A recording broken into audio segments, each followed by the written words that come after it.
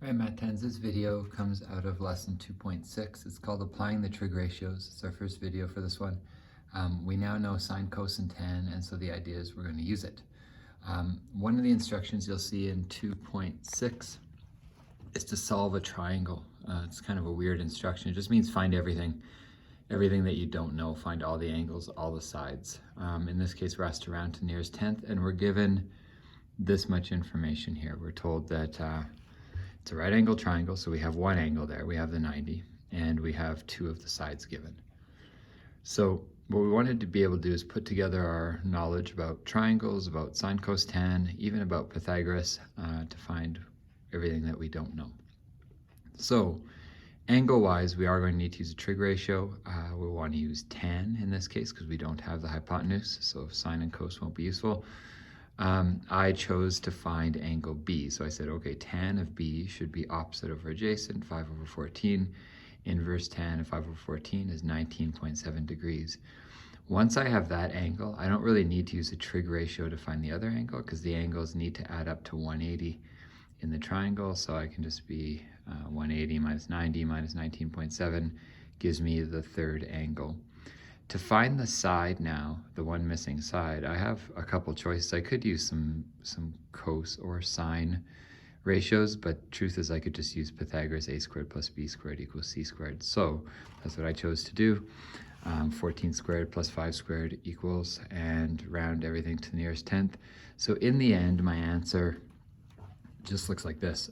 What are all the sides? I even gave back the sides that I was given. So side A, side B, side C. Angle A, angle B, angle C. So our second example of that is very, very similar. Intentionally, I named the triangle differently, X, Y, Z.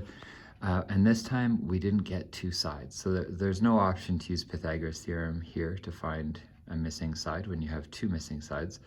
But in this case, finding the missing angle is easier because you don't need to use any inverse trig ratios. We know that 36 plus 90 plus angle Y has to equal 180, and so I do a quick subtraction. I find out the angle Y must be 54 degrees. Now that I know that, I can find the missing sides any number of ways. I chose to find the side Z, the hypotenuse, by using the sine ratio. So I said sine of angle X should equal 9 over Z, opposite over hypotenuse.